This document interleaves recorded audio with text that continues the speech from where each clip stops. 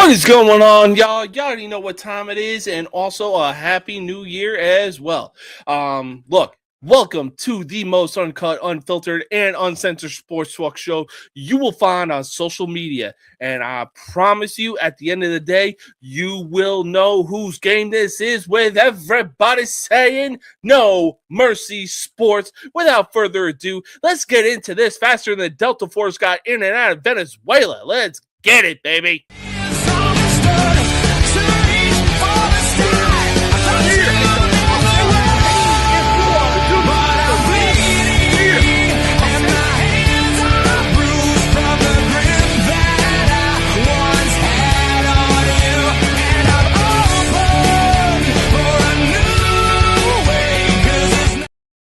Oh, yeah, baby. Let me talk to you. Why? Because you already know what the deal is. We are live right now. And yes, I realize that Indiana versus Oregon is going on right now. But look, it's pretty safe to say that Indiana is putting straight belt to ass on Oregon, because the last I saw, the score was 42-15.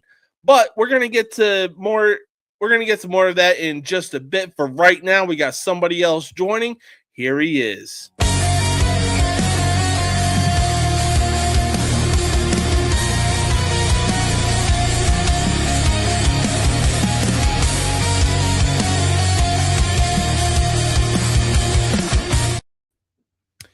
Terry, what it do, baby? Loving the Bull shirt. Yeah, it's my softball, squadron softball. Oh, okay. See, I thought it was like a Bull Durham reference. I was thinking that at first too. but yeah, it's definitely for our squadron team, and me, I led the league in taking out base runners at home plate, and they're trying to tag in on me. And well, hopefully they don't have any broken bones, so one we might can have pray for that. I might have stuck my knee in the back of his ribs because he kind of dove at my knee. Yeesh. Well, that's and I came down. My knee was in his back, probably in his kidney area, and I was 340 pounds at the time. So, oof. I bet you were moving like a fucking freight train, my guy. I was the catcher. I stopped him dead in his tracks. Hell yeah, dude. But hey, we got more reminiscing on the horizon. For right now, we got one more person joining us.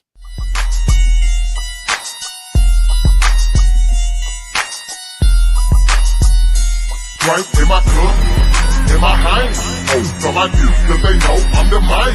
Oh, from my youth, cause they know I'm the man. Oh, from my youth, cause they know I'm the man. Right in my cup, in my hand. Oh, from my youth, cause they know I'm the man. Oh, from my youth, cause they know I'm the man. Oh, from my youth, cause they know I'm the man. Drink in my cup, in my hand. Blow on my dude, cause they know I'm the man. I'm in the VIP cause I'm very important. Unfortunately, I see some niggas I can't stand. So I step to them suckers, think in front of them like I should. We can settle this now, we can settle this in the hood. So what y'all wanna do? I gotta... Big Mac, long time no see, baby. What you been up to? What's up, man? Listen, enjoying life. Now that the hardball era is over, I am enjoying life. Hell yeah, dude. You must be ecstatic right now after the firing of John Harbaugh. Yes, sir. Like, to understand this, and the fact that I get to sit here and listen to all these people talk about how great a coach he is, how much he can do. He can't do shit offensively or defensively, which is the reason why he is out. He lives and dies by coordinators, which is why Steve Bisciotti said, if you are not going to replace these guys, we are replacing you. So that's why he took it. Yeah, but I will say this. Imagine being somebody that really thought that firing John Harbaugh is actually crazy talk. Yeah. I've been telling people shit the last couple days, man.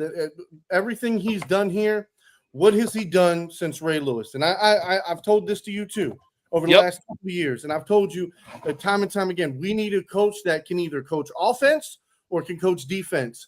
We don't need a special teams guy. We don't need a players coach. And then guess what happened? He lost the locker room this year. He lost. He really did. Yeah. The second that Lamar Jackson went down, it looked like the inevitable was going to be happening. Before that, after the Kansas City game, they gave up on him. We lost the Kansas City game, not because Likely's catch. No, we lost the Kansas City game because we went for it on 4th down and didn't take the fucking 3 points. And what did we lose by? We lost by 2. We kicked that field goal instead of going for it on 4th. There you go. That's half of John Harbaugh's losses. Is if you go back in the game, there was time where points were able to be put on the board, and we didn't take the points. We gambled.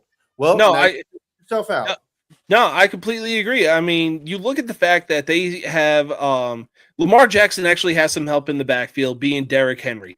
And it's like, bro, you got a 6'5", 265-pound running back that can ram it down defense's throat. You make him very well known in the first half, but the second that the second half starts, he's a fucking ghost like Jack the Ripper. That's coaching. That's fucking coaching. That's another reason why Harbaugh is out. What the fuck? Why would anybody in their right mind? He ran it 10 times for over 100 yards in the first half. In the second half, he had 3 carries. 3 carries. I think for 20 yards. It don't make sense, man. It just doesn't make sense. And bro, Lamar Jackson cooked his ass off to get us back. Every time the Steelers scored, we went and scored. And it was bang for bang. And like I said, Zach Orr can't coach defense. He can't coach defense. Plain and fucking simple. You're playing bend, don't break, and you're losing. How do you play bend but don't break when you're losing? That is the fucking worst option. It really is. Look, we're gonna get. I will steal the show. Go ahead. Let's get back on topic. Hell yeah, dude. Hey, look, we got a segment about the Ravens that are going to be coming up in just a bit. That segment is all fucking yours for the taking, my man. But for right now, we got some college sports we need to talk about. The road to the greatest college sports tournament of all time is on the horizon. You cannot tell me otherwise on that. That's right. March Madness is upon us, and man, it is sure to be a good one this year. Now, going into the season, I saw Purdue ranked above the defending champs, Florida. I honestly saw it as disrespect. But now that Florida is out of the rankings, this year's tournament is open season for anyone with their eyes on the prize. With the rankings looking the way that they do, who will emerge and be raising the national championship? All right, so I'm gonna be honest with you. I have zero opinion because football season is still here. That's true. I'm starting to watch the NBA now, but I'm still on college sports. Indiana still winning big. The last I checked, it was 42-15. Bro, what Cignetti has done for Indiana is absolutely insane. Oh boy, what is that? A margarita? Yes, sir. That's how you kick off a Friday night, baby, right there. Well, no, not quite. We got one more. Ooh, okay. All right. Well, hey, let's all right. So let's forego college basketball because why? College football is here. It's still going on. And I honestly don't know what's crazier this year overall, college football or the NFL. In 2 years, Indiana coach Kurt Cignetti turned around the entire football program, and the Hoosiers are knocking on the door for a potential appearance in a national championship. Meanwhile, Alabama would get belt to ass courtesy of Indiana. Georgia would get upset by Ole Miss, and Miami would avenge their 2002 national championship loss and beat Ohio State. Don't ruin Mac's mood right now. No, listen, and I hate to say this because I sound like one of them jerk-offs. I was mad because I was working during the Ohio State game, and I did not have my Nick Mangold jersey on. Every game this year that I wore the Nick Mangold jersey, we won. We won. Bro, Nick Mangold is a fucking pull. I applaud you for that. Wow, I didn't know he went to Ohio State. Yeah. That's the one. Was he the one that just recently passed away too? Yes, sir. Yeah. Probably one of the One of best my offensive favorite linemen Jets that offensive the linemen. Jets have seen in a while too.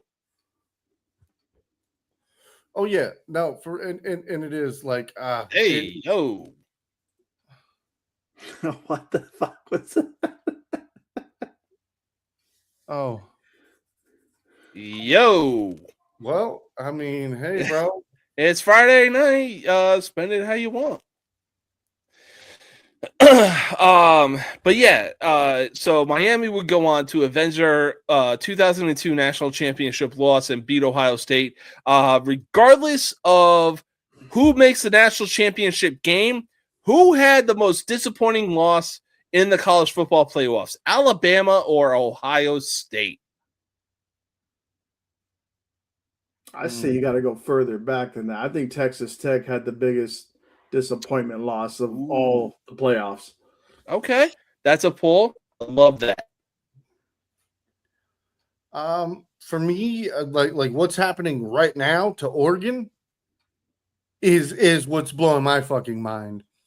Like I bet on Indiana, so I bet on them this morning, and I'm just like, there's no way. There's just no way. Like Oregon is good, but I just like, yes, they beat Texas Tech. I give it to them. They did. A lot of people didn't see that coming. I thought they were good enough coaching wise, schematics wise. It was a good matchup for Oregon to beat Texas Tech. But yeah, I wasn't expecting I just wasn't expecting Indiana to come out and fucking blow the fucking wheels off of them like this. 49-15 right now. Yeah. I mean, I've brought up 4 examples on the other show with Andrew how Oregon's choked away what should have been a great season for them 4 different occasions. So you got the 2010 Natty against Auburn. Yep. You have the. Let's be real though, that was Auburn for the taking. The very first college football playoff when they started out with 4 teams when Oregon choked away against Ohio State. Oh yeah. Last year, Ohio State beat the shit out of them at the Rose Bowl when Oregon was undefeated. And now you got this Oregon team once again getting raped over here, basically. And yeah. I mean, no lies detected, my man. No lies detected. Because for so long, since 2007, Alabama was the king of college football. Now that the NIL is here, yeah, teams are definitely equal right now. And it shows. No. I would not say Alabama was number 1. Nick Saban was number 1. Oh, you know what? That's fair. That is fair. Just I've been around football for years, bro, and it's just like having kids in football, having kids in Pop Warner, being around older kids, and everybody wanted to go to Alabama because of Nick Saban. Yep. Because they knew they had a shot at a national championship, and they knew that they had a shot at a very high draft pick. So I will say this. So players, no to both of those things. You know what it was? Playing pro schemes. Nick Saban played a professional offense and a professional defense that you could literally learn his offense and defense, and you could go right into the NFL and understand what they're doing on offense and defense. Okay. That right there, because the learning curve, you can go to Alabama for 1 or 2 years with Nick Saban as the head coach. Even if you don't get playing time, you can still get drafted in the late rounds. That's true. Just because you know understand the pro scheme. Yeah. Believe it or not, a lot of guys get drafted and they don't stay in the NFL long. You want to know why? Because they don't understand the scheme. They don't understand what they're doing. They get a playbook and they're just like, how am I supposed to memorize all this? Not realizing that, you know what I mean? You got 6 different plays off of 1 play. Yeah. So there's 6 different things. They can audible it. They can change the hot route. They can do all these. So it's like you have 1 play, but it's got 6 different alternatives that can happen off of that 1 play. So being able to understand that, memorize it, and get that down and understand what your check words are, all that shit. Not everybody is built for it. You can play your ass off on the field, but if you don't know what play they're calling and you don't know how to execute said play, it doesn't matter. You can run the world's fastest 40 time. You can bench press more than everybody. You can do the greatest 3-cone drill, you know what I mean, ever. And none of that shit will matter when it comes to the NFL, because if you don't know what you're doing. I mean, bro, you absolutely right. I was about to say, look at the roster, or look at the players that went through Alabama that have had such a successful career in the NFL. Julio Jones, Devontae Smith, Derrick Henry, Mark Ingram, Clinton Dix. That was the first defensive player that I named out of 4 offensive players. But like Marlon you said, Humphrey. he ran a professional offensive and defensive scheme when he was coaching at Alabama. And it showed, because since 2007, up until the year that he retired, I believe he won like close to 10 national championships for Alabama. Mm-hmm. I mean, and like you said, that stands on business itself. Mm-hmm. But like I said, him getting all of the players, I mean, you're talking well over 70 guys in the first 3 rounds of the draft. Yeah, easily. I couldn't agree more. I mean, I think it might be like 75 or 76, but I know it's over 70. Mm-hmm. And I'm just talking about the first 3 rounds. I'm not talking about all rounds. I'm just talking first 3 rounds. Yeah. So but I feel like we're getting a little off topic here. But who had the most disappointing loss in the college football playoff? Georgia. Ooh, okay. You know what? That's a wild card pick. The Ole Miss? Are you fucking my Twitter was lighting the fuck up because nobody had them. Like, nobody had number 6. I didn't even have Ole Miss. I saw Georgia beating that ass. I was like, wow. Fucking Ole Miss came to play. But you know what? That is a wild pick, and I fucking love it. But, Terry, what say you? Who had the most disappointing loss in the college football playoffs? I already mentioned Texas Tech with that $25 million roster. Yeah, that you did. That you did. Man, I mean, the college football playoff bracket has just been absolutely fucking insane. But look, don't get it twisted. The college football playoff bracket, in my opinion, has been a good thing for college football. But now that we've bared witness to seeing teams go 1-6 or 1-7 or whatever the fuck they are when having a bye week, it's time to make a few more tweaks in order for it to make a more effective college football playoff. Now, should the committee ditch the first round bye and just make the college football playoff a March Madness style playoff bracket? No. Here's my whole thing is, okay, over what, the last 10 years, it's changed, what, 2 or 3 times now? True. Okay, they just changed it, what, last year? Yeah. Give me 4 or 5 years. Let's see how this pans out over some you know what I mean, some length, so we can get over and over and over. So you give me 4 or 5 years. If it continues to play out like, where it's kind of like uncompetitive, where it's not really, then yes, change it. But goddamn it, don't keep changing the fucking formats and the schemes, because I just learned this shit. I thought I've learned the shit. I'm like, oh yeah, I kind of figure out what's going on. And then all of a sudden, no, we're changing the playoff format. So now I got to learn something else. Well, Mac, I love you, buddy, but you got to understand, 3 out of the 4 teams that had a bye week, one of them is playing for a national championship appearance. And Georgia was the prime team to take it all this year. Hey, so was Ohio State. So you know what? You're right. Ohio State was prime to take it this year, being the defending champs. Yeah, exactly. I'm not complaining. My whole thing is, listen, okay, again, unfortunately, it all comes down to coaching. What do you do on that bye week? It like how do you get the best out of your players? How do you get them best ready for that game? And again, some coaches, they have shit like that in their tool bag. They know what scenarios to put out there. They know what drills to run. They know how to get their guys up and ready and prepped to go. Some guys don't.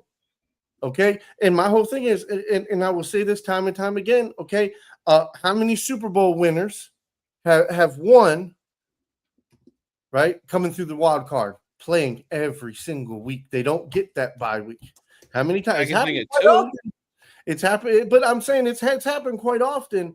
And it's like, a lot of teams that win the Super Bowl don't get the bye week. Every once in a while, we'll see the number 1 seed actually come out and win the Super Bowl. It's happened a handful of times in my lifetime, but it's also happened a handful of times, especially for my team, is to go in, play the wild card game, play the divisional round game, play the conference. Well, I mean the conference game, the division game, and then go in and play the Super Bowl. That happened to us twice.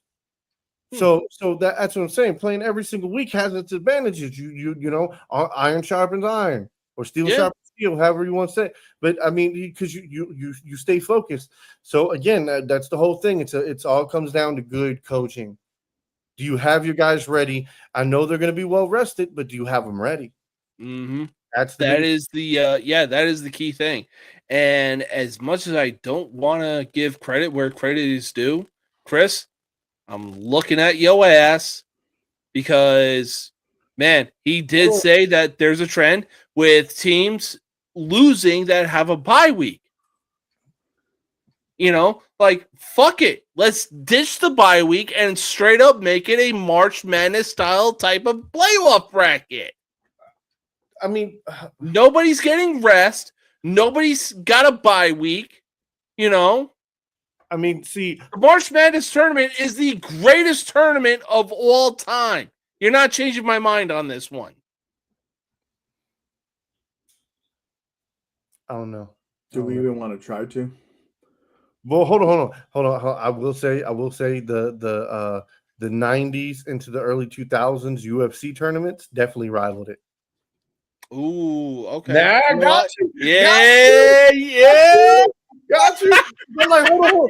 I remember watching Randy Couture. Okay, you know what? I will get 190s, 2000s UFC. You know what? That's a valid argument. That was UFC before the UFC. That is a straight up valid argument, and I will agree to you on that. What the fuck is his name? No, it's not Ronnie Coleman. Coleman. What was Mark his name? Coleman? There you go. Mark Coleman. Mark Coleman was the baddest motherfucker. Okay, for me, and I'm sorry to get off topic here. Mark Coleman, Randy Couture, Chuck Liddell. Those are my too. I was about to say, if you don't include Randy Couture and Chuck Liddell in that conversation. And the crazy shit is, I'm not even thinking about how they fought each other. I'm thinking about all their other fights. Yeah, just like the legacy that they brought to the UFC. Here's my whole thing is the fight where Chuck Liddell got his Iceman thing, where he was backpedaling and then kicked and knocked the guy out fucking ice cold. Right? I love that. Listen, Randy Couture. The final thing that made me fall in love with him was when he was 40 years old. He fought a 6'8" Tim Silva and beat that motherfucker down, got his back, and choked him out and took the heavyweight title from him. I was like, Randy Couture, I love you. I fucking love you. He was the goddamn man. Mark Coleman, I was fortunate enough. I grew up with my cousins. They used to tape the UFC matches. My aunt used to buy the pay-per-views, and they would tape them on VHS. So growing up at my grandmother's house in the early 2000s, I had all these fights. Tank Abbott, the fight where he got his eye knocked out, I had that on VHS. Like, that's the first time I seen it. Not YouTube. It was on VHS because my cousins taped it. Oh, that is crazy work. I fucking love that. And then I remember that Jerome the Banner fight. The what? Where he had that dude in the standing crucifix, and he just throwing the elbow knee. The dude said, "Oh yeah." I was like, I saw that in like live when it was on TV when it happened. I was like, oh my god, is this guy dead? Look, I will say this: I give Chuck Liddell his flowers. I give Mark Coleman his flowers. I give Randy Couture his flowers. But being a kid, I always hated Tito Ortiz. Why? Because he was that cocky fucking bastard. Exactly. But he was doing a money draw gimmick. It fucking worked for him. Looking back, maturing is realizing what Tito did was pure genius. Bro, listen, if there's no Tito Ortiz, I don't think there's a Conor McGregor. Yeah, you know, if there's no Tito Ortiz, we don't get Chuck versus Tito. No, but understand this. Tito was the first real big antagonizer. And yes. He was an antagonizer. He would get on the mic and he would say all the worst shit he could. And he dude was Brock Lesnar before Brock Lesnar. He's selling tickets. No. That's the whole thing, though. Tito had a fucking mouthpiece. Okay, this motherfucker would talk shit about your grandma, your girl, your shit. He would find dirt about you and talk shit about you in interviews and go. He'd back it up though. That dude's cardio was insane. Yeah, I have seen his training clips when he'd go up to Big Bear, and I'm like, bro. I got one for you. If there is no Tito Ortiz, there's no Chael Sonnen. Ooh, that's a good one. Yeah, and it is. And Tito paved the way for a lot of these guys because he was one of those guys that would go out there and he would say controversial shit. Mm-hmm. And that's the whole thing. Like, but they also backed it up. But see, here's my whole thing is like, yes, of course, you better, you know what I mean? Like, you can't put yourself in that position and either not take one hell of an ass whipping or be able to at least fight like shit. Okay, but again, it's the whole thing is he understood how to draw money. It's the brain aspect of this shit. Okay, to sell tickets, to make money, to get buys, to get pay-per-view, to sell merchandise. Okay, you have to be able to put, asses in seats. You got to get viewers. You got to get people interested. And saying some off the wall crazy shit, you know what I mean? Disrespectful shit. That's how you get them. And that's my whole thing. It's just like wrestling. Wrestling's the same thing. If you can talk that shit and you can get motherfuckers invested, you can make motherfuckers hate you, or you can make motherfuckers love you. Me personally, more money is in the hatred. You make more money in the hatred than you do the love. Just saying, me personally, and it's a bigger legacy. But all in all, I come back to say this, okay? This is a great year for James because James talked Miami up, okay? He did. He I remember he said, "Oh, okay, this like the 2001 motherfucking Miami Hurricanes, motherfucking right."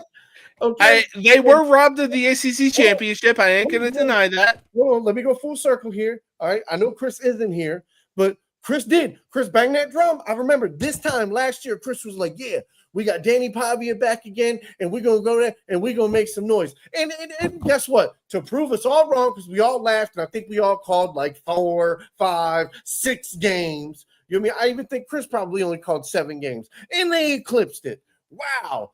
I tell you what, them boys, they did their thing this year. Go ahead. Fucking Vanderbilt did their goddamn thing. All right. You goddamn right they did. I mean, bro, this season has been absolutely insane. But you know what? I'm glad we got to witness this season because we got to see Curt Cignetti do an insane 2-year turnaround for a school that's mostly known for basketball, the same way Kentucky is. We got to see Alabama basically being on the decline, and Nick Saban is essentially looking at it like, yo, am I going to have to come out of retirement to put some discipline on that ass? No, sir. No, sir. He can go ahead and stay retired.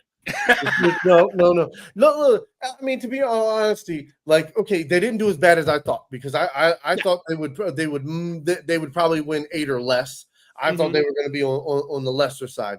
So I give it to them. They proved me wrong. They did a little better than I thought. They made it to the fucking playoffs, okay, or a bowl game. All right.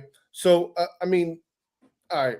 But I knew that. I knew they were not going to be a good playoff team. I'm sorry. No offense to the coach. I don't like him. I don't like what he's doing. I don't like how he coaches. And that's just me personally. It could be somewhat of the players. It could be a multitude of things. But me personally, it's like with all the talent that you have, you should have at least made it to the championship game. But it's the same thing with Ohio State. That's the same problem that I have with Ohio State right now. Because I'm on the same thing as we should be in the national championship with the talent that we have, the running game that we have, with the receivers we have. We had Tate and Smith. Are you fucking kidding me? All right. So I mean, the whole thing is, boo-hoo. Ohio State, fucking do better. Okay. Yeah. Go over to South Carolina. Unfortunately, wasn't your year, brother. It wasn't your year, Andrew. I'm sorry. I love you, bro. Better luck next year, brother. I hope I see you in the fucking playoffs. And same thing. Terry, I'm sorry. Your boys is LSU, right? No, UCLA. UCLA. Yeah. I'm sorry. I apologize. So again, It was. I mean, UCLA, it was a hot mess this year. I mean, listen. I hope to God you get some coaching changes. You get some new players. I hope you get some new energy in that building. I wish the best of luck for you next year. yeah. Andrew, what is your college again? Me? Yeah. Notre Dame. Listen. I can see a coaching change coming in your future. Best luck next year. Marcus Freeman said he's going to be staying at Notre Dame, though. That's the thing. Listen to me. Hey. I will tell you this, okay? How many national championships has he won? How many years has it been? I think it's like his second or third year. I thought this was his fourth year. I apologize. I thought last year was his third year. No, I mean, brother, I'm be honest with you. Again, I mean, I'll probably look it up. Notre Dame has talent. Notre Dame has talent. They're a good team. They play a lot of bad schools. No offense, they do. They play at least 4 bad teams a year. All right, those are guaranteed wins. I'm just saying that you should have 4 guaranteed wins. After that, it's playing up to your talent level. For sure. I wish them the best of luck. Again, like I said, if this guy can't get him to the hump, at least to the hump, get them in the playoffs, get them a win in the playoffs, then it's a hard thing for me to see going past year 3. Me personally, he got them to the national championship last year. No. He should win a national championship. They are Notre Dame. Yeah, they almost won. That was a good game. Regardless, that was a good game between Ohio State and Notre Dame last year. But was he in the playoffs this year? No, they got fucking. They got shafted. No, I mean I get what you're saying, but at the same time they didn't. They did it to themselves. If y'all wouldn't have lost one game, you were guaranteed in there big money. Let's roll. I mean, look, right? I agree, but at the same time, me, Andrew, and a few other guys really said that Notre Dame is either starting 1-1 or 0-2 going into the season, playing Miami and Texas A&M their first 2 games. What happened? They won out the rest of the schedule. But sure, fucking Tulane and JMU definitely deserve to be in there over them. Oh, you should join a conference. Yeah, well, you know what? Maybe we should include G5 schools to get that ass whooped. Now I get that, but again, here's the whole thing. When you look at everything, I guess you have to look at the entire smorgasbord of the quality of wins and the quality of losses, and that is what I have kept seeing over this year. I've seen it last year, but I really seen it this year is where people made really good arguments because it's not just like, okay, this team beat all these teams, but these teams don't mean shit. And I know they're in a lower ranked position, but my whole thing is see these 2 teams over here. These 2 teams were ranked. They beat the shit out of them, made them unranked. Okay. Now I understand those are the 2 biggest wins, but those are still 2 big ass wins for a small school. Yeah. That's all I'm saying. And then when you look at Notre Dame and you say, well, guess what? They did get their ass whipped twice. And no, they didn't. They were both close games. Well, okay. I apologize. My phrasing might not be exactly correct. They lost. Okay, I apologize. They lost the games, and that put a big dent on the record. And it, as unfortunate as it was, I am going to say that this playoffs has been weird. It's been fun. I've got to I'm gonna be honest. I've only watched one, but I didn't even get to watch the Ohio State one, which I was obviously not happy about because I was like, nobody tell me nothing. And then as soon as I walk out of work, my phone says, bloop, game over, and shows me the score, and I'm just like, yeah. No, that must have been heartbreaking. But I'll tell you what, we got plenty of football to talk about. But Terry, I understand that you're going to be getting off pretty soon. Want to thank you for being able to come on, talk about some of the stuff that we got to talk about. Enjoy the rest of your night. Kings suck. Go Blackhawks. You'll pay for that one next time. why kick a man when he's down? What's that? Don't kick a man when he's down. I mean, we beat him last time like 7-1, but yeah, we suck. Yeah. You're all below Chris's team, Nashville, so you shut your mouth. Hey, we're gonna beat them come tomorrow or day after because we're playing them actually. Badar will be out for the season. Watch. Oh, All right, guys. now that's a strike, man. But hey, man, enjoy the rest of your night. Sleep well. Enjoy yourself. Thank you. Bye-bye. Have a good one. All right, but we are going to take our first commercial break. When we get back, it is nothing but NFL talk. There are some insane topics that we need to discuss. Stay tuned. We'll be right back.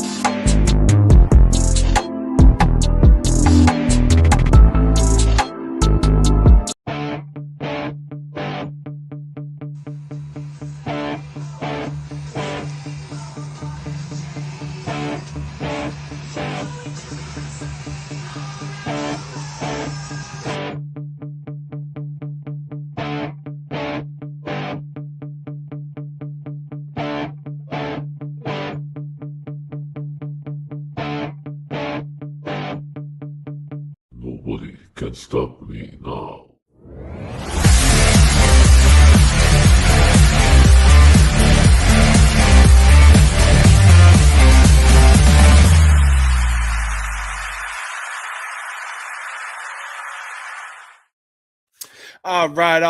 All right. Welcome back, baby. Now, the NFL playoffs start tomorrow, being the wild card right now, and Buffalo is in the playoffs. Now, Josh Allen, Where to begin with you, my guy? Don't get me wrong. I have liked you since the Bills have drafted you, and you have certainly turned things around and given the Bills new hope since the 4 falls of Buffalo.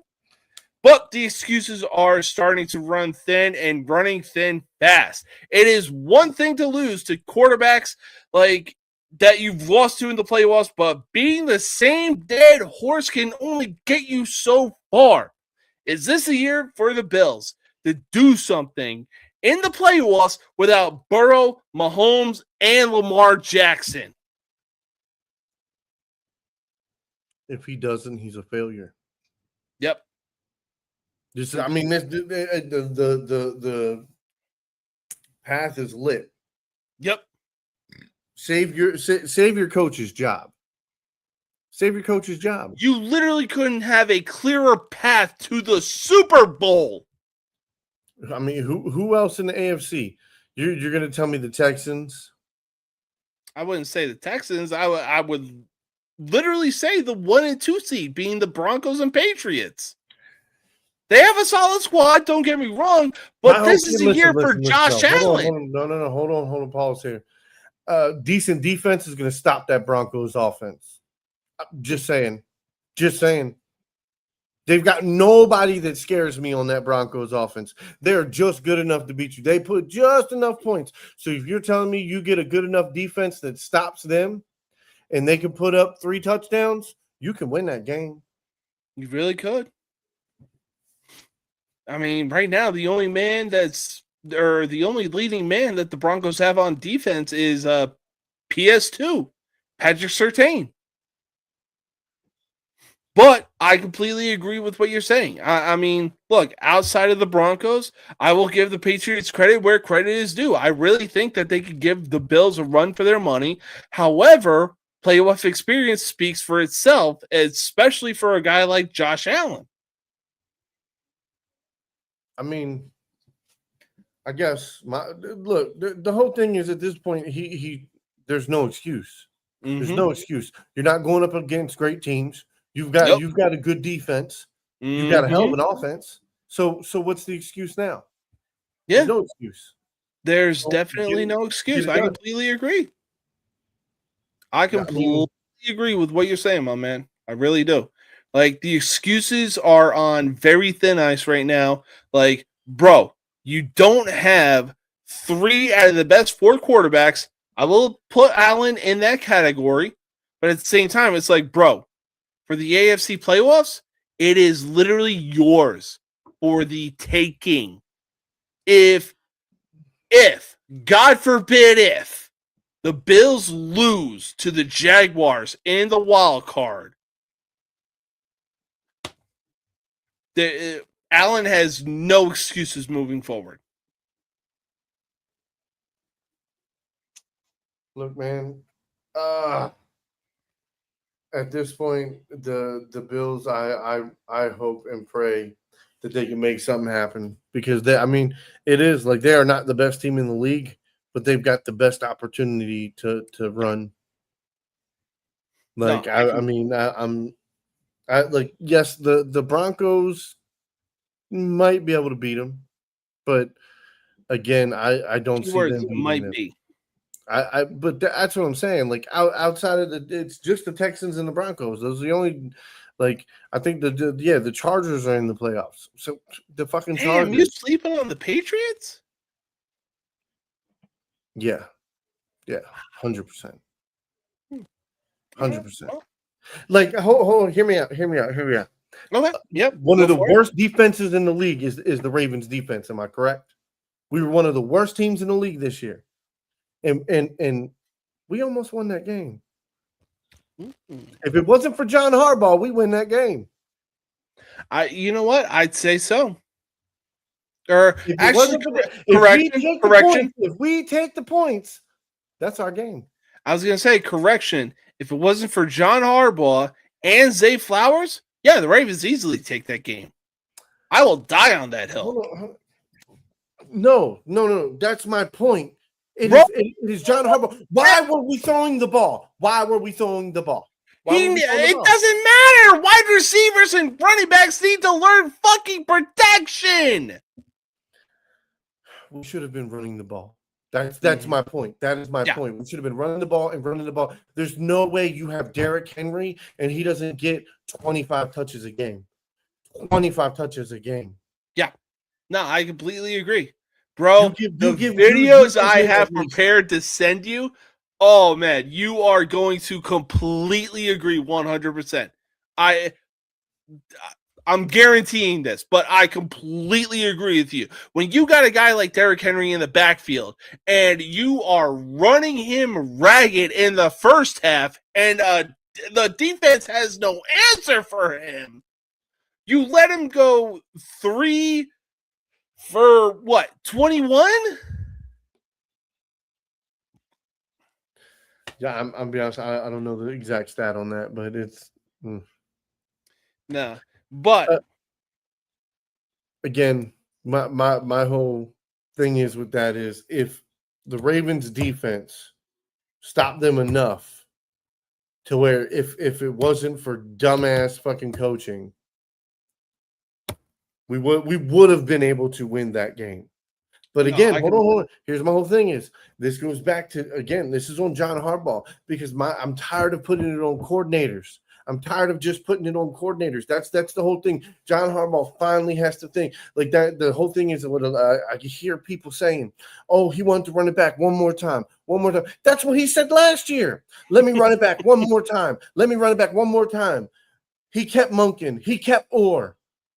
And it's the same fucking result. Oh, no, my bad. It's worse.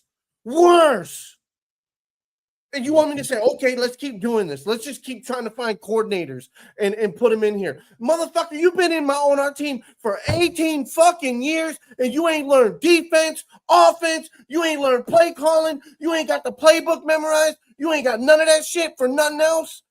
You can't call nothing. You can't take the reins and say, no, we calling I-6 left 48. Motherfucker, we running the ball with Henry. You take control. No, fuck that. We doing this. Not once. It's always the coordinator. Yeah. Nah, bro. Fuck that. Unfortunately, it's going to be funny as shit. Wherever he goes, he doesn't have a Ray Lewis. He doesn't have Ed Reed. He doesn't have a motherfucker who's good at coaching other people up. Who's good at lifting other people up. Teaching other people how to be the best of the fucking best. And what we have is we've got 6 guys on our team right now that are fucking top 5 or top 10 at their positions. Okay, so again, Eric Acosta doing a great job at bringing guys in. Okay, he's going to keep bringing young guys in. Us having the guys that can teach them right now, we are wasting Lamar Jackson's time. We have a decent defense. If we fucking go back to 3-4 defense, have fucking 4 or 5 motherfuckers down on the line of scrimmage every fucking down. You can't run against us. We're going to blitz your ass. We're going to hit that fucking quarterback. Get rid of this fucking 4-3 defense. Let's get back to Baltimore fucking football. Like, I mean, that's what get back to the bullies of Baltimore. Get back to that fucking standard. Listen to me. I feel bad, and I'm telling you this. I feel bad for any team that hires John Harbaugh because you think you're going to be, oh, man, this guy won a fucking Super Bowl and everything. Understand this, again, and I will reiterate this. All right.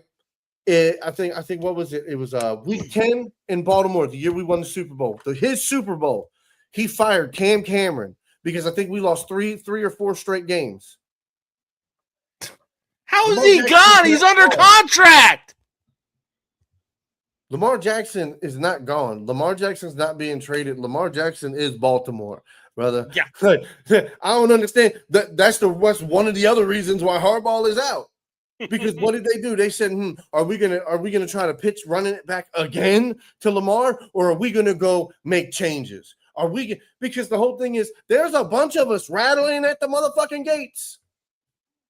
Why would he go to the Vikings? He's going somewhere, but it ain't to the fucking Vikings. The Vikings wasted a fucking draft pick on JJ McCarthy. What? JJ McCarthy is good. He is good. He can't stay healthy. Okay, but when he's healthy, he's good. This season. Okay. It happens. Even It in the happens. preseason, they were like, well, you know what? JJ can't stay healthy again. How's it going to look for the Vikings moving forward this season if he gets a start? Who was the Vikings' backup quarterback? It is only a matter of time before Justin Jefferson pulls a Stephon Diggs. It's like, yep, Hear me fuck out. this shit, Hear I'm me out. out. Hear me out. We're going to talk about the Vikings. This is what the Vikings should do. The Vikings, right, going to offseason, sign Joe Flacco to a 2-year contract. That's your guaranteed backup. All right. He's still able to throw the They ball already very, had the very guy well. being Sam Darnold, and they let him walk for a 3-year, $100 million contract. Okay, Look where Seattle is now. Look where they are. Hold up. Okay. Hold up. Exactly. So no. So what is his name? It's McSomething, the McConnell or O'Connell, the head coach for the Vikings. Kevin O'Connell. Him and Mike McDaniel play a very, very, very similar offensive style. Yeah, but he's still going to put up numbers, though, Arthur. Dumbass. You just watched Phillip Rivers at what is he, 4 or 5 years older? 45 years old. Exactly. Come up and put up numbers and touchdowns in the NFL from the fucking couch. He was retired for 5 years, mind you. Like, come on, broski. Make it make sense here, bro. If you're trolling, that's one thing, but at least be good at it. Oh, yeah. No, I completely agree. But this is the segment that is yours, my man. I'm going to hype you up for this shit, and I'm going to let you take the fucking rant. Yeah, you better chug that fucking shit, because I really don't get fans sometimes. Heckling and crashing out is one thing, but to stalk a player's social media and openly comment death threats, that's where you cross a line, and you should no longer consider yourself a fan. You should renounce yourself as a fan. Hold on. Baltimore did everything in their power that they could against the Steelers to take the AFC North. But because the Ravens kicker missed the game-winning field goal, people are sending him death threats. Not to mention Lamar did everything in his power he could to help the Ravens essentially limp into the playoffs. I said what I said. Anyways, though, after the game against the Steelers, does Lamar Jackson get a pass for the Ravens missing the playoffs? The floor is yours, my man. Yes. There's multiple games this year. 5 points or less that we lost. Now I have to pull it up just so I can have the actual numbers.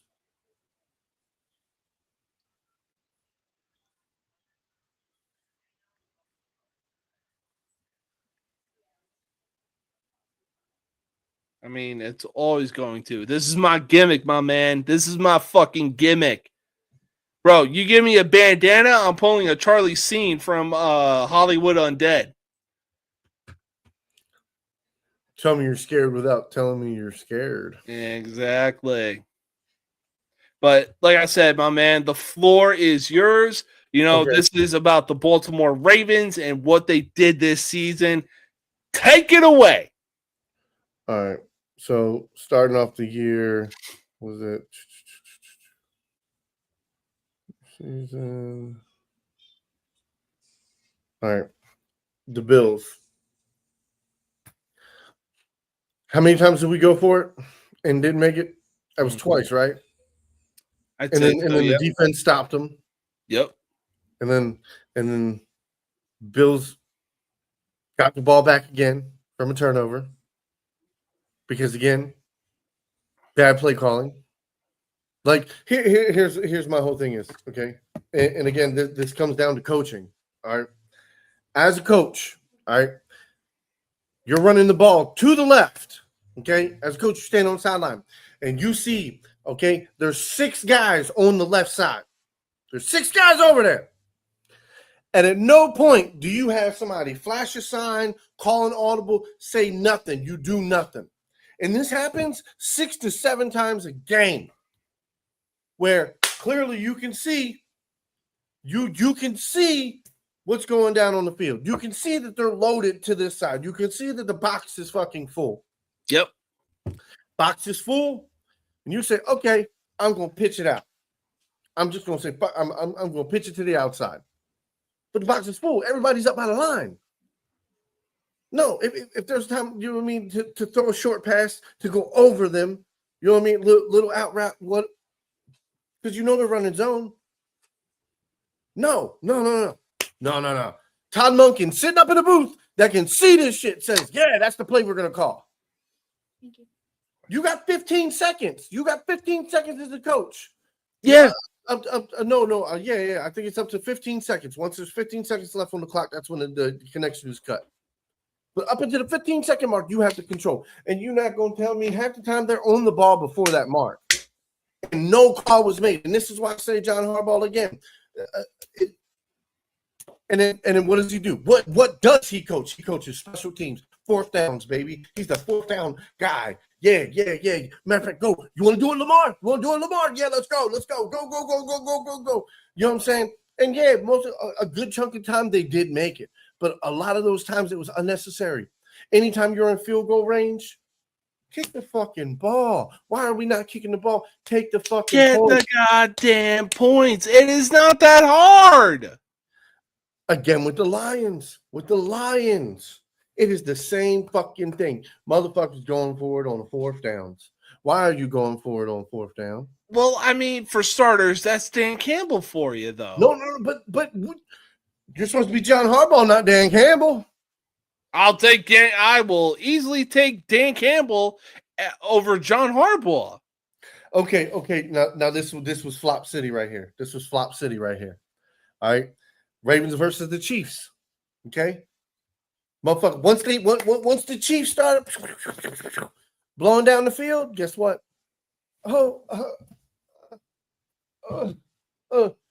Motherfuckers didn't want to hear the coach no more. Motherfuckers were just like, fuck it, man. Like, god damn, bro.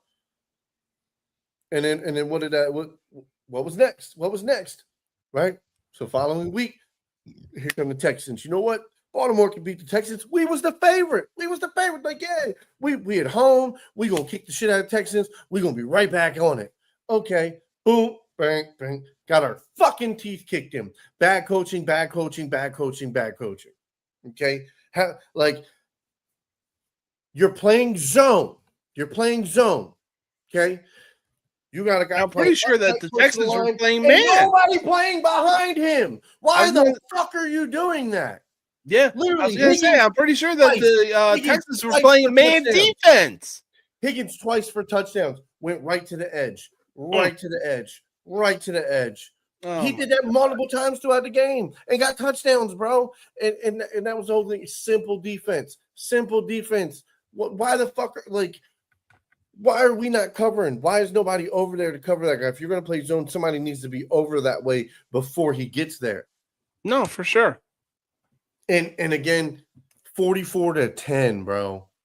We were supposed to have a Super Bowl team. We were supposed to have a top 5 defense. Like that, it was predicted. We just won the Triple Crown. Well, there's a lot of things you can control. No, Unfortunately, the outcome of a game isn't one of them. Yes. Next up, another loss to the LA Rams at home. So now this is back-to-back losses at home. Home field advantage. You know what I'm saying? Like what the fuck? We cheer, we scream. RAVENS, Ravens. You know what I'm saying? Like that's what we do.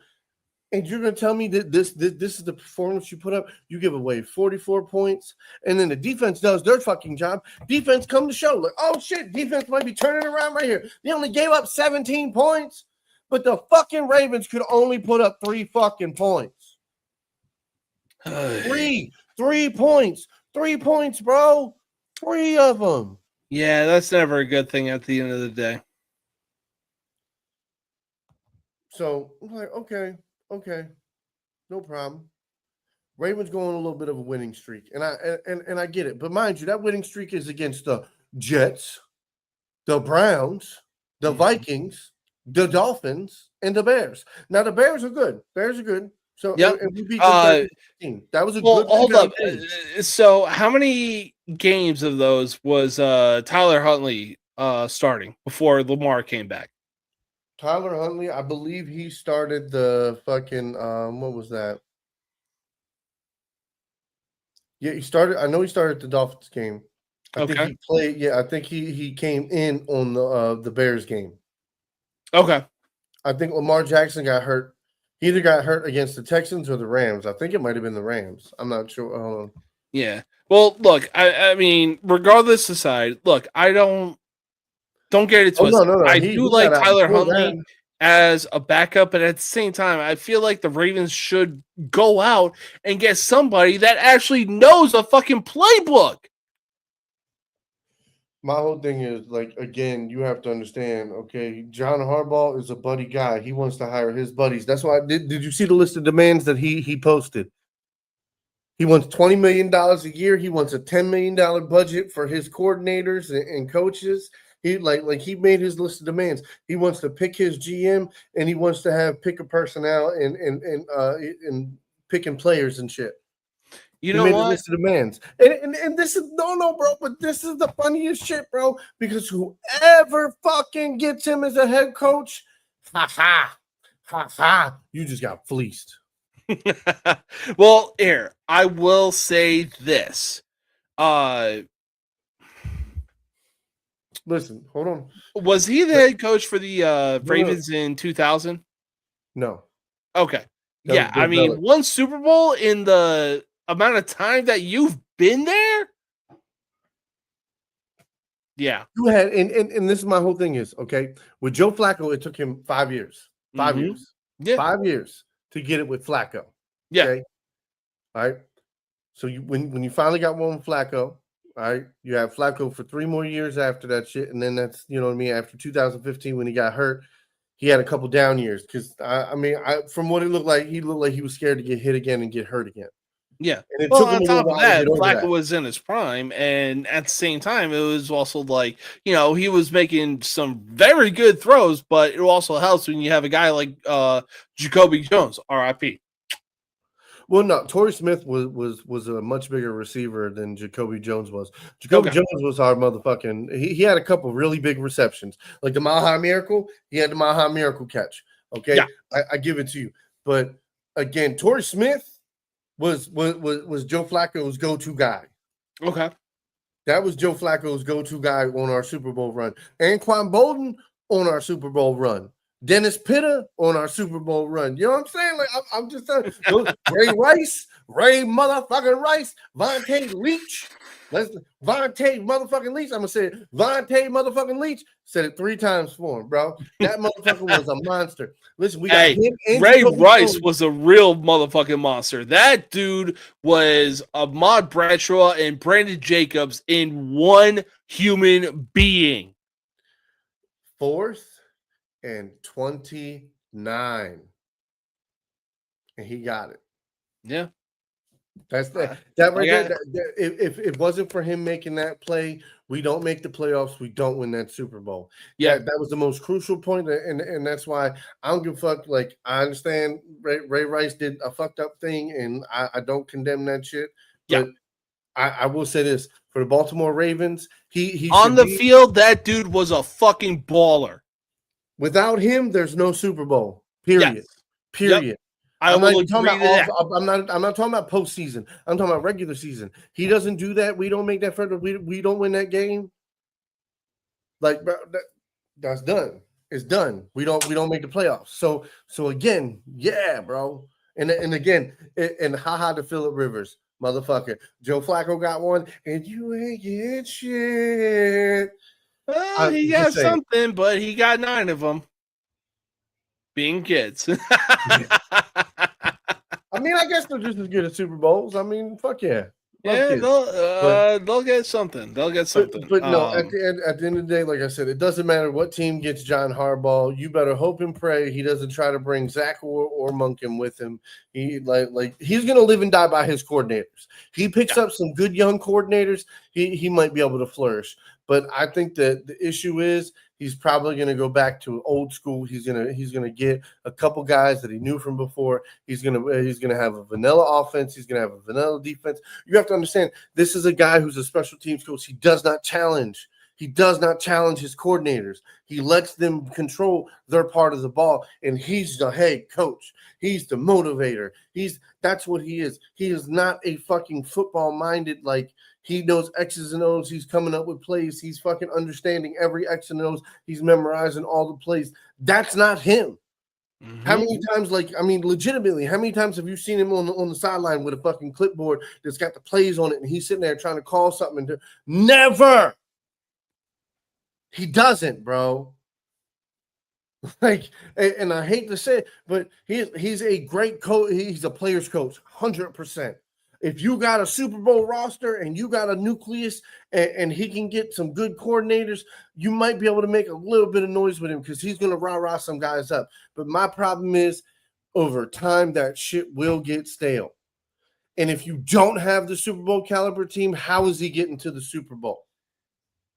No. He's not going to coach guys to the Super Bowl. You know what I'm saying? Like, he is not a positional coach. He's a special teams guy. You know what I mean? Like he wants to do. He's expecting to have players that already know what they're doing. But that's the whole thing. He's a coordinator guy. Mm-hmm. He's old, he's still going to do the same thing he did in Baltimore. He is not going to call offense or defense. It's just not going to happen. So that is a liability as a head coach. No, for sure. I completely agree. That's what I've said on this show. I've said it on Andrew's show. I've said it on multiple platforms. John Harbaugh is fortunate that he got Ray Lewis and Ed Reed and Haloti Ngata and Joe Flacco and Ray Rice and Torrey Smith and Marshall Yanda, okay, and Arthur Jones, R.I.P. You know what I mean? And fucking Ellerby and fucking Webb and Smith and all of Jimmy Smith, by the way. But again, all of these guys they had that carried them to this greatness. Ray Lewis saying, "This is my final year. I'm done. Let's go out." Like, you understand all of the commitment, all the love, all the way we were up here. And it's just like since then, it has been like, you know, this, like we just riding it out. And then I mean, can you imagine? Like you win 14, you win 14 games, and you know what I'm saying? You don't even make it to the Super Bowl. Yeah, no, for sure. I mean, in a way, the Ravens have become their own version of the Pittsburgh Steelers. And again, this is my other thing is without Lamar Jackson, say we don't get Lamar Jackson. You know what I'm saying? Say we let it ride with Flacco, and we, you know what I mean? We do how long do you think Harbaugh would have lasted? 2, 3, 4 years. There's no way he makes it past 2020. There's no way he makes it past 2020. Without Lamar Jackson, he does not make it past 2020. If he makes it past 2018. And that's why I'm saying, like, Lamar Jackson gave him even more longevity to his career, and he should be grateful for that. But I'm telling you, it is buy or beware. I would sign him as a special teams coach all day long, especially for what they're doing now. He could probably come up with some really cool shit. But as far as you want him to be your head coach, buyer beware. Buyer beware. Yeah. No, buyer beware for sure. I completely agree.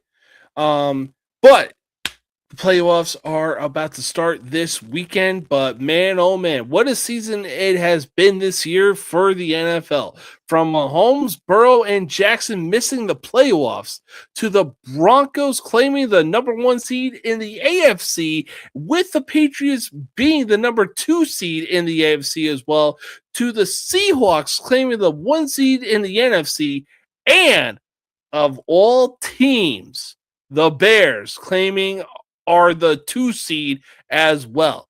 With the playoffs happening this weekend, which quarterback is under the most pressure? with the playoffs on the horizon. You said the players? No, which quarterback? Herbert.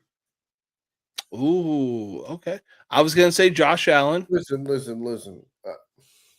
The fact that I said this over 10 years ago now, because I think it was after we won the Super Bowl. I have a buddy who's a big Green Bay fan, and he was like, huh, you know what I mean? He laughed at, Joe Flacco's bum ass got a Super Bowl. And I was like, exactly. So now bum ass Joe Flacco's got one Super Bowl, and Aaron Rodgers got one Super Bowl, right? You can't say shit. And here's my thing is I get it. Aaron Rodgers in his day, he was good for years. Okay. He got his MVPs, but my whole thing is you still only got one, bitch. And he had good defenses, and that's the whole thing. Mike McCarthy, fuck that shit up. Aaron Rodgers, fuck that shit up being a crybaby. And I'll say that wholeheartedly. Fucking talented, but he's a goddamn crybaby. 2 words, baby. Eli fucking, or 3 words. Eli fucking Manning. Eli Manning beat that bitch in his prime. What you talking about? Brady? No, I'm saying like Eli Manning beat Aaron Rodgers in the 2011-2012 playoffs when Aaron Rodgers was in his prime. And the Green Bay Packers were the defending Super Bowl champions. So, all right.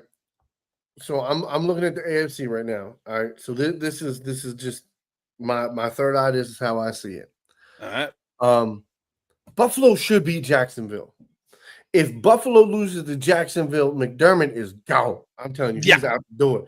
He's out the door. Like, that motherfucker ain't even getting on the team plane. That motherfucker is going a different way. He's going. You're taking Delta. That man is going down a spiral. You ain't getting on the team plane, motherfucker. You just go ahead. Here's your walking papers. As soon he getting off the field, they handing him the papers. You don't even go. Your shit's already sitting back over there. Grab that bag and just head on to the motherfucking airport. You gone. Straight facts. Right. But Buffalo should win that game. All right. So Buffalo wins that game. They got to play Denver. Right. Buffalo, in all intents and purposes, should win this game. Now, understand Denver's defense. Everybody talking about Denver's defense. Denver's defense is good, but people can score on them. There's ways to score on them. Okay.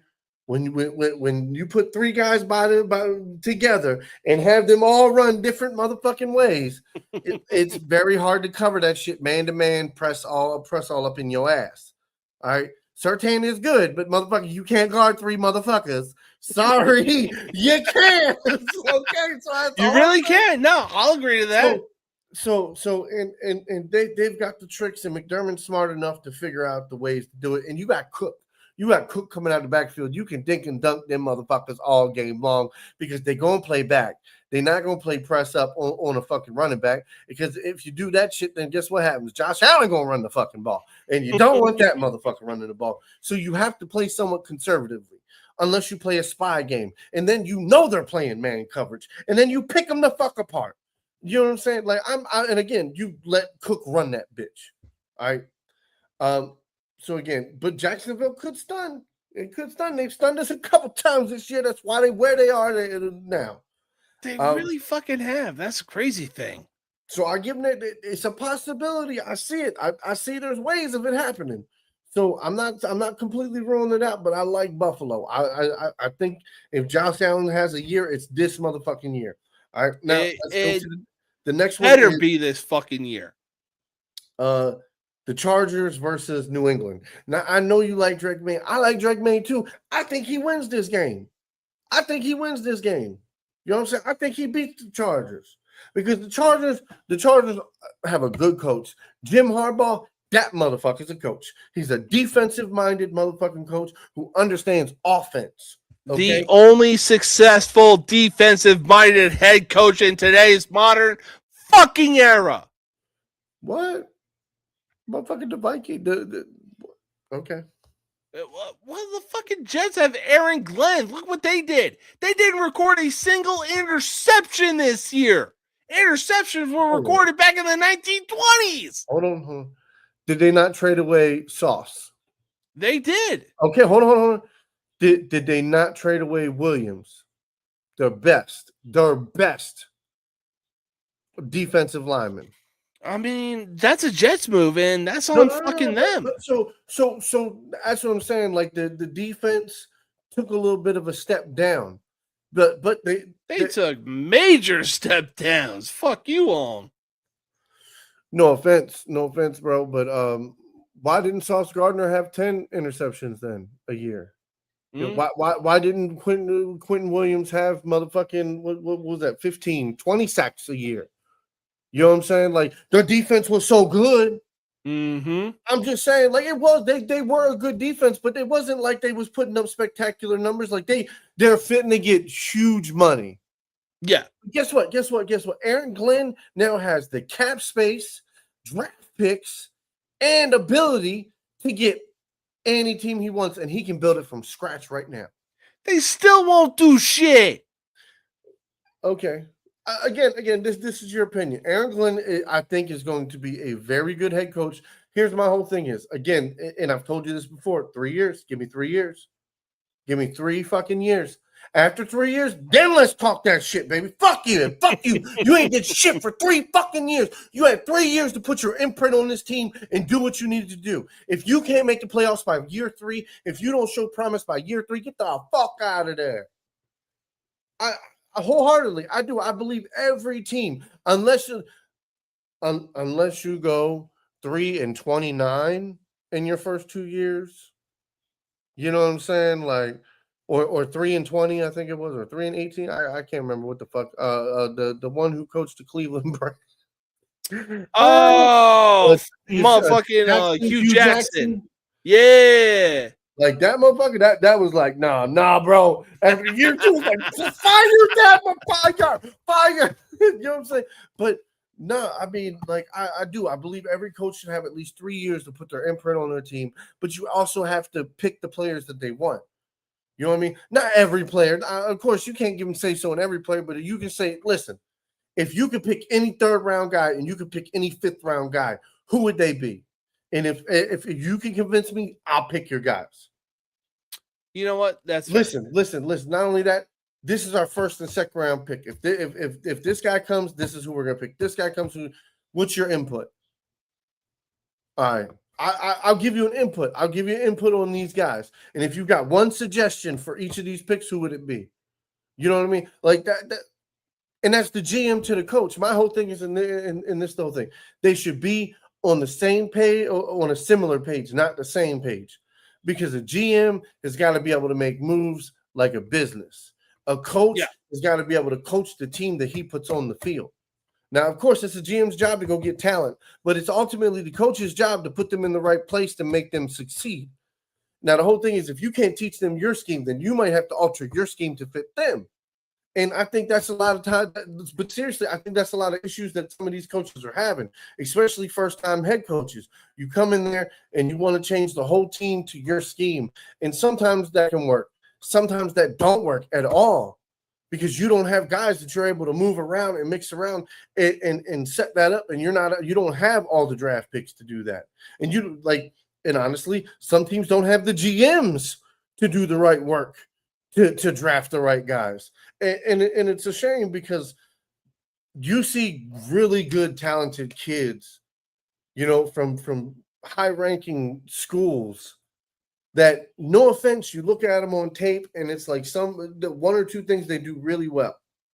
Everything else, they're shitty. And they wind up being some of the best guys. You want to know why? Because I'm looking for a guy who does what I need him to do.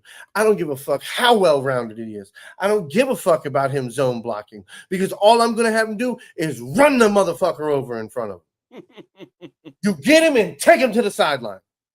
No, for sure, man. For sure. That's it. That's all I want you. Every play, I want you to grab your motherfucking man and take him to the sideline. And, you know what I mean? Run him into the fucking ground. That's what you do every fucking play. And when you have, you know what I mean? It's a mentality. It's the whole thing. Yeah. Regarding Houston, Pittsburgh. Again, I'm sorry. I don't want to see Aaron Rodgers succeed at all. I hope this is nice, quick, and painful. Mhm.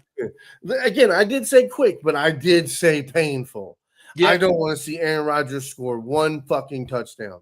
Not Yeah. fucking one. Houston, I think, is a top 5 defense this year, if not number fucking 1 or 2. Okay, This is a great defense, great pass rush, great coverage. I hope DeMeco Ryans kills it. I mean, like, bro, I want to see him in the AFC Championship, and I think that's the difference. In that he's the reason why New England doesn't get to the AFC Championship. Damn. And I know you I'll let you have your words in 1 second, but that's just my theory. That's how I see it going. You can make your rebuttal. Well, no, it's more so like which quarterback from the AFC and which quarterback from the NFC do you see is under the most pressure going into the playoffs? Okay. Herbert's got the most pressure. Well, I was going to say Josh Allen because it's literally open season for the guy. Herbert has plenty of years left ahead of him. Okay, so I thought you said pressure. Yeah. I mean, understand, Josh Allen has played in the playoffs. He's won some games in the playoffs. He has experience in the playoffs. Mm-hmm. What has Herbert won in the playoffs? Yeah, that you know what? Valid. Very valid. Very valid. And that's why, like Stroud is super fucking young. Aaron Rodgers is on his way out. You know what I'm saying? Drake May has shown great promise this year and really the next step. So he's got a bright future ahead of him. Trevor Lawrence has sealed the deal with Jacksonville. Like, bro, mwah, chef's kiss. He is definitely taking a big a second stride.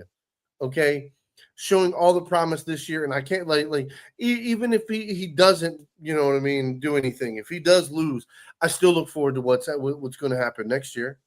Oh, for sure. I don't want them to get rid of him at all. He's great. I am very happy with him. All right. So what about the NFC? So moving over to the NFC, so Seattle, number 1 seed. Mm-hmm.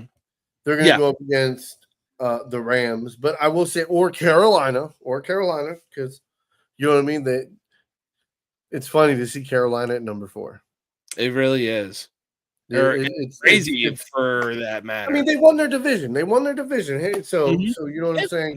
Good on them. Good for Carolina. Yeah, absolutely. Good on them.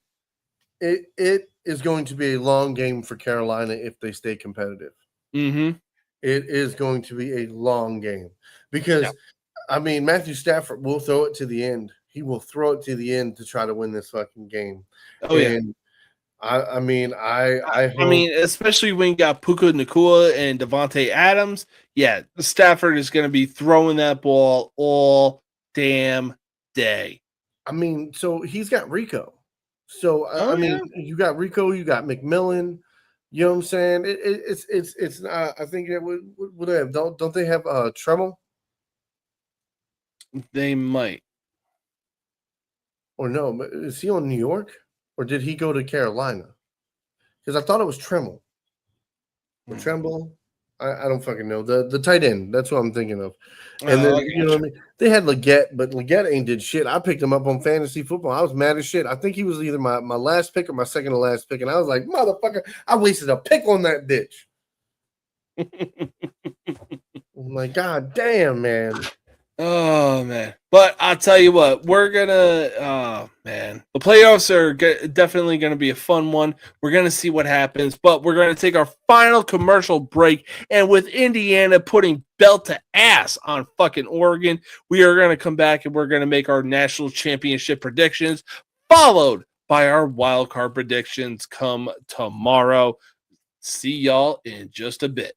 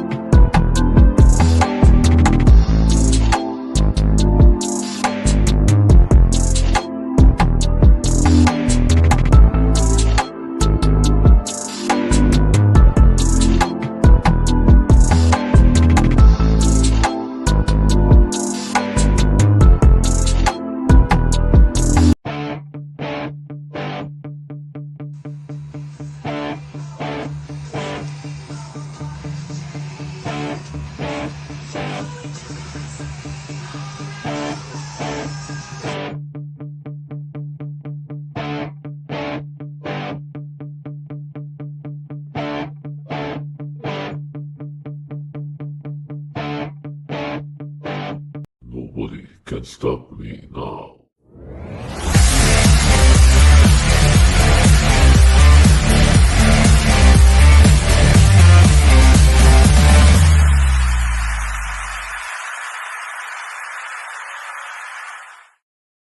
All right. Welcome back. In just a week and a half, January 19th, Monday night, the national championship will be held in Miami, and Miami Hurricanes have home field advantage shortly after Indiana put straight belt to ass on Oregon. So now the national championship is set up between Miami and Indiana. Who walks away raising that national championship trophy, baby? Just because I'm gonna be controversial to you, I'm gonna say Indiana. I mean, that's not too controversial because I myself, I'll take Indiana as well. They're what Kurt Signetti has done. What? Yeah, I said what I said. What Kurt Signetti has done in the 2 years that he's been at Indiana, mind you, a school that is mostly known for fucking basketball. He turned that school around and is practically making it a destination for future football players.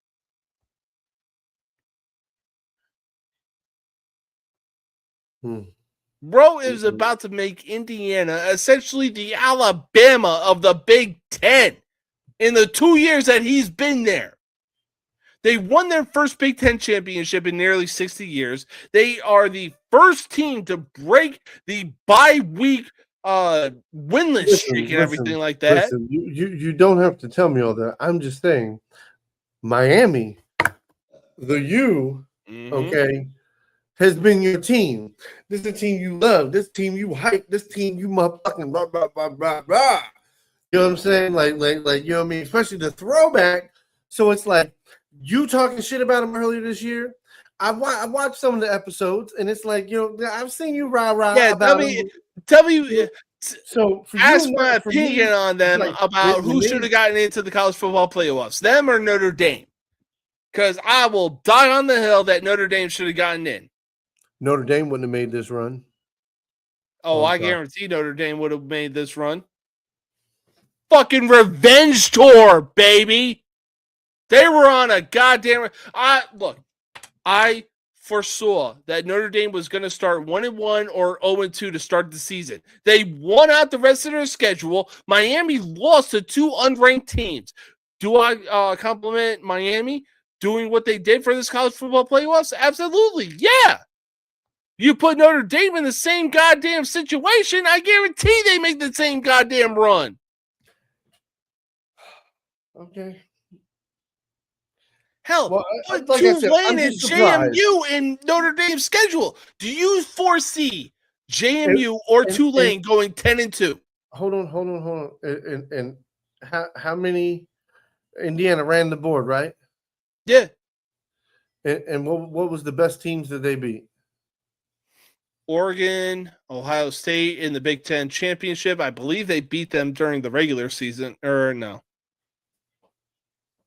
No, they beat them in the championship. Yeah. So, but who did Ohio State face? Off the top of my head, don't know. Can't exactly. Remember. Okay. Now you're gonna talk shit. Now I'm pulling them. But no, this isn't about Notre Dame. This isn't about Miami. This isn't about Ohio State. This is about what the national championship looks like right now and what it looks. We whipped Michigan's ass.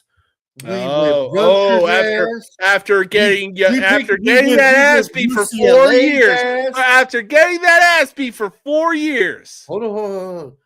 We beat Purdue's ass. We beat Notre Dame. Penn State's ass.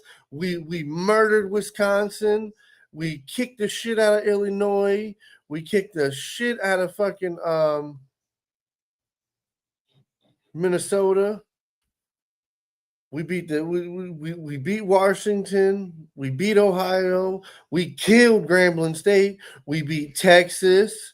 We kicked the shit out. Oh no, never mind. That was the year before. I was gonna say we kicked the shit out of Notre Dame, but that was 2025. Yeah. Yeah, but you got to take into consideration the final score for Texas and Ohio State was 14-7. You beat Grambling State. Oh my fucking god! Literally, any fucking Indiana would have whooped that ass worse than Ohio State did. No, I mean, look. Here's my whole thing: is Arch Manning went 17 for 30, 170 yards, 1 touchdown, 1 interception. All right. Sayin went 13 for 20, 126, 1 touchdown, no interception. All right. Donaldson had that's the whole thing. Like Texas defense was stout. They were. Like Ohio State has a total of 87, 88, 89, 89 fucking rushing yards total for the entire game. And that's quarterback and both running backs. Right?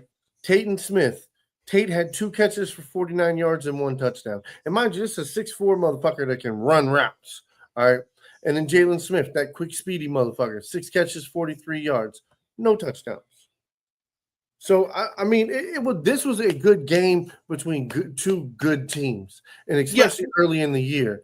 Like, this was a great game. And for Ohio State to walk out of there with the win, that was big. Because, like, remember, Ohio State scored in the second quarter, and then nobody scored in the third. And then in the fourth quarter, Texas scored, and then Ohio State scored at the end to seal the deal. Yeah, no, for real.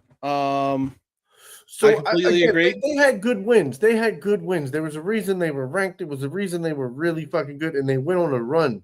So my whole thing is like, I know now we look at it. Okay, Washington might not have been that big of a deal. Minnesota, Illinois, okay, Wisconsin. That's 34-0. Illinois was meh. Yeah, but I'm like, saying, yeah, they came off a win against USC, but it was still meh at the end of the day. Hold on. We're talking 34-16 though. Wisconsin 34-0. Okay, Penn State 14-38. Purdue 34-10. UCLA 10-48. Rutgers 9-42. Ohio, you know what I mean? Michigan 27-9. And then they got to Indiana, and it was 13-10. It was like, damn, man, that was supposed to be a classic.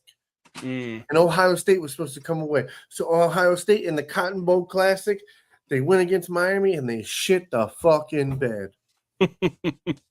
But yo, for real, national championship, Miami versus Indiana. Who you got?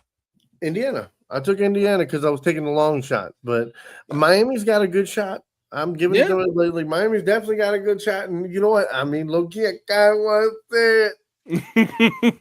No, I'm definitely going to take Indiana in this one. I love the type of football that Miami has been playing, but man, oh man, if there's one thing that I've learned since the college football playoffs have begun, do not bet against Kurt Cignetti. That dude is about as emotionless on the sideline as Nick Saban during his Alabama days. So, but this Saturday and Sunday, the wild card matchups start. And boy, oh boy, are there some good ones going into this weekend.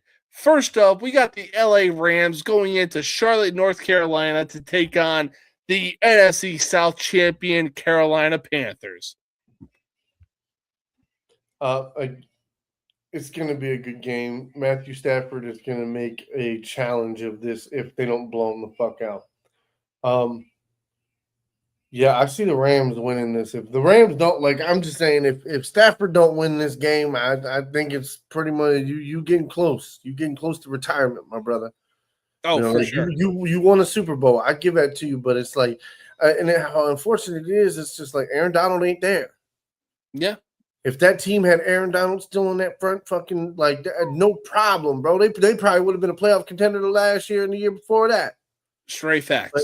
But it's been 2 years since he's been retired, so it's like, fuck, bro. Like he, you know what I mean. Not having him there is a big pain. But like I said, at the same time, It's it is what it is. Yeah. I like the Rams. I like the Rams too. I really feel like this is going to be a good learning experience for the Carolina Panthers, especially going into next season. Man, oh man, is the NFC South going to be sizzling hot between the Panthers and the Buccaneers. I can't wait for next season, man. I'll tell you that. But I'll tell you what I cannot wait for tomorrow. That is the irony that is this game being the Green Bay Packers going into Soldier Field to take on the Bears. The ultimate NFL rivalry for a wild card game.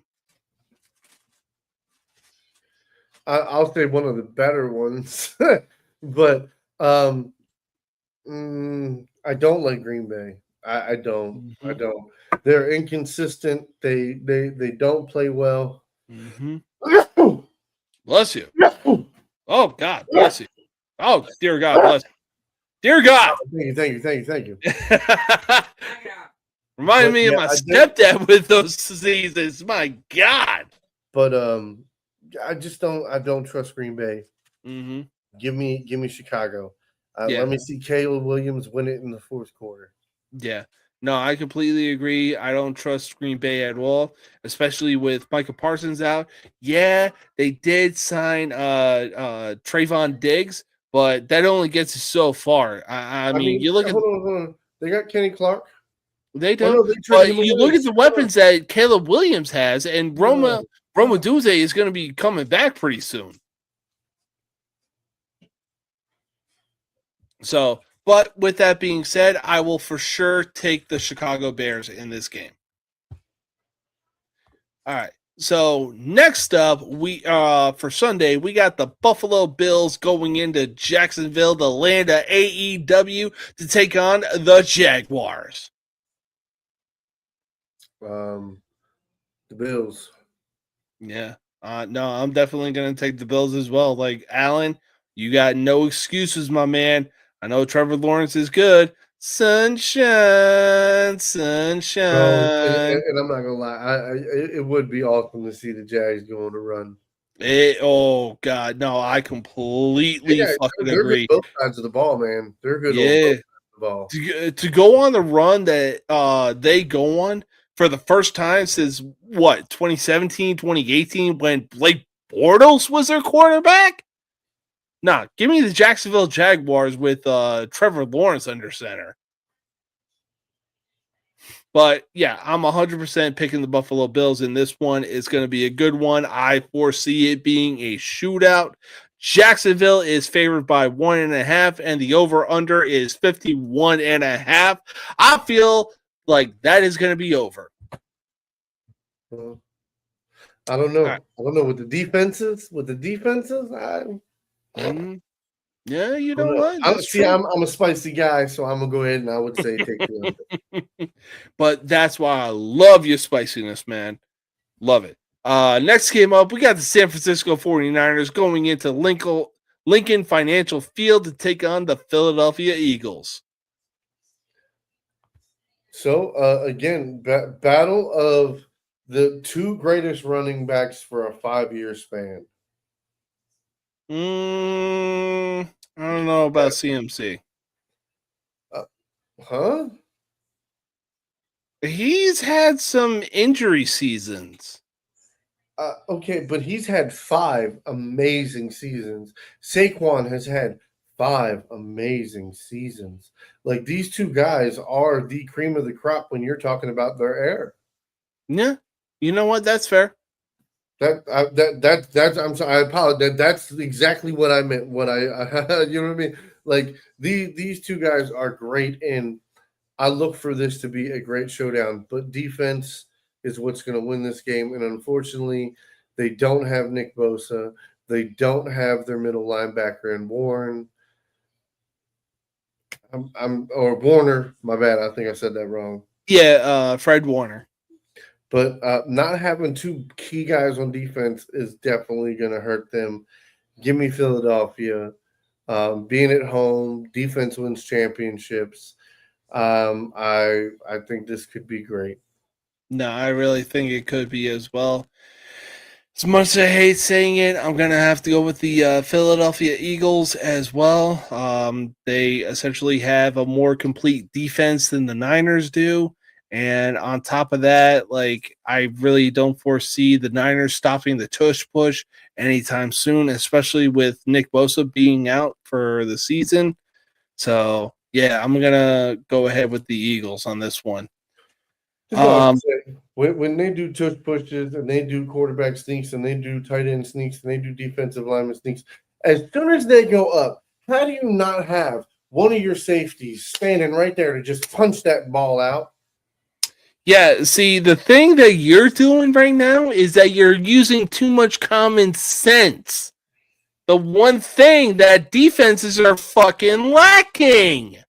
I'm just crazy saying, how that works. Listen, if Troy Polamalu played in today's game and he's seen this shit, he was able to He'd be a menace to fucking society. This motherfucker would just wait, and just as they snap the ball, he gonna fucking take a diving leap and boom, hit that motherfucking ball. He gonna try to dive over that. He was already doing that in his fucking prime. And another guy that I will say, James Harrison. Harrison. I think that motherfucker would wind up throwing somebody to hit a mother. You know what? You ain't wrong. Okay, but on to the next game. On to the next game. Yeah, on to the next game. So next game up, we got the LA Chargers going into Foxborough. Yeah. To take on the New England Patriots, the 2 seed. And man, oh man, Drake May has made a very solid argument to be NFL MVP. Give me Drake May. I'm taking New England. I'm taking New England. New England is going to win. They're going to win. I want to say I think they're going to score a touchdown to get the lead in the fourth quarter. Chargers offense is going to get it. Herbert's going to fuck it up and miss somebody, and fucking they're going to get the ball back. They're going to run it down, kick a field goal, end the game. That's it. Done and over with. No, that's how I see New England playing it out. Yeah, no, I completely agree. I'm taking New England in this one.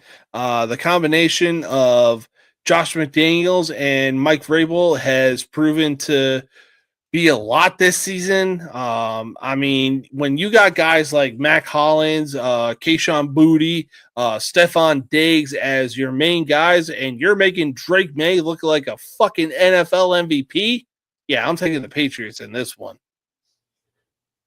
I mean, yeah, they got Henderson and yeah, Ramondre Stevenson. Yep. Yeah.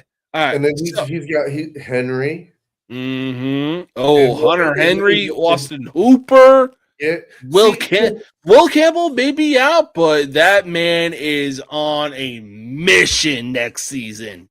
Mark my words. Yeah, but here's my whole thing is so again, all the guys you name might not be household names, but you know football, you know who they are. These guys are franchise starters. These guys are good gadget playmaking guys. You get them the ball. Stephon Diggs, that's a sure-handed number 1 wide receiver. You get him that ball at least 3 to 5 times a game. If he gets open, get him that fucking ball. He's gonna get you them yards. Oh, for sure. And like I said, yeah, you're not going to throw the ball to him 8 times a fucking game. That would be crazy. But guess what? Hunter Henry, you can throw to him 4, 5, 6 times a motherfucking game. Hooper, you can throw to him once or twice if he gets open. You know what I mean? Boutte, if he gets down the field, you get him 1 or 2 throws in. You know what I'm saying? Or you can pitch and pop. And then, you know what I mean? You got 2 running backs that can break it. So that's you know what I mean. They have a good offensively sound team. They've got a knife, and that's what I will say about McDaniels. McDaniels understands what he needs, and he finds players to get what he needs. Just like he did with Tom Brady, he found guys that could get open and could run his scheme and do what he needs them to do. I'll give him that. Yeah, he's not a head coach. He's a great coordinator, but he is not a head coach. Oh, for sure. No, for sure.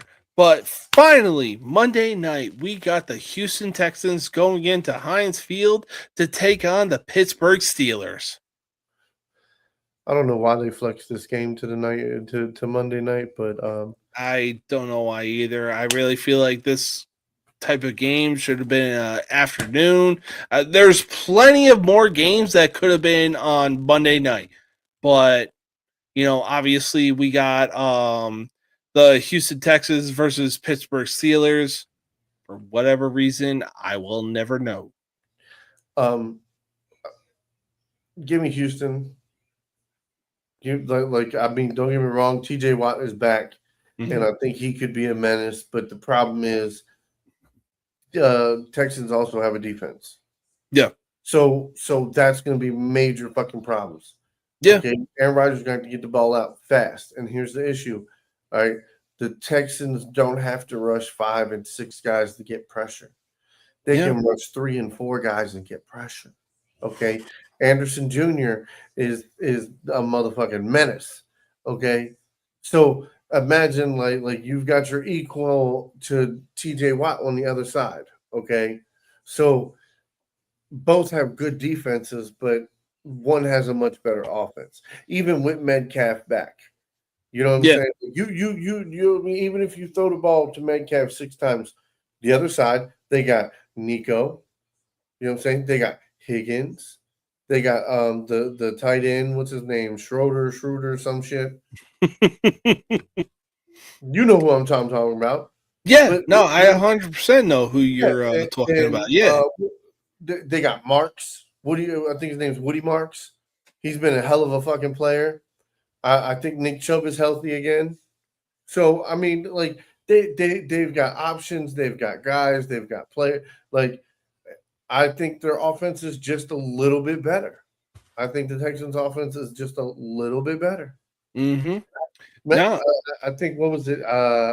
No, it wasn't last year. It was the year before last when I was like, the Texans are going to be good. They signed DeMarco Ryans, and then they went and got Stroud. I was like, watch, they're going to be a fucking great team. They're going to make the playoffs. And it was like, what the fuck are you talking about? Rookie head coach, rookie quarterback, and they're going to make the playoffs. And sure as shit, they did.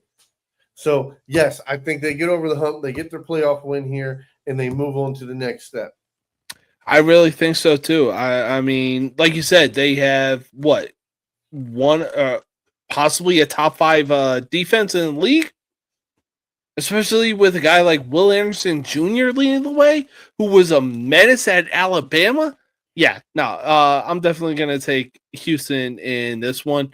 Rodgers, love you. Not really, because you'd rather spend more time on the Pat McAfee show and doing whatever the fuck you're doing on off screen. But yeah, I'm taking the Texans in this one. So, but big man, I want to thank you for being able to come on to the show, being able to enjoy the time on this show. And hey, until next time, my man. Peace. Enjoy the new year, my man. All right, so that wraps up another episode of the most uncut, unfiltered, and uncensored sports talk show you will find on social media. I didn't get a chance to say this in the beginning, but be sure to click the link in the description. And click on the tab that says TrueVictory.com. They are a veteran-operated clothing store. They have so many other things going on for them right now, whether it is gym bags, accessories, so much more. Once you have found what you're looking for, be sure to use code NoMercySports15 for 15% off your entire purchase. Now, I know I need to get my fat ass back in the gym, and man, oh man, do I plan to. But I'll tell you what, one area I plan to start is Beachbody. I crapped on that for so fucking long that once I started doing Insanity and Insanity the Asylum, man, oh man, wow, did my words come to a halt. But be sure to click the tab that says the Ultimate at Home Workout Program, and it will lead you to Beachbody, but it is now known as Body. Bravo, Oscar, Delta, India. You will not be sorry. And be sure to use code JamesKBody. James Kilo, Bravo, Oscar, Delta, India for 15% off your entire purchase. You will not be sorry. You will love these at-home workout programs. And man, oh man, the results will speak for themselves. So, as I wrap up tonight's show, you already know how how the weekend program works. Don't add to the population. Don't subtract from the population. Do not end up dead or in prison or don't end up in the hospital, dead or in jail. If you end up in jail, be sure to call somebody whose number you know by heart. And hey, be sure to establish dominance quickly. Otherwise, your inmate may be daddy. But until then, until next week, peace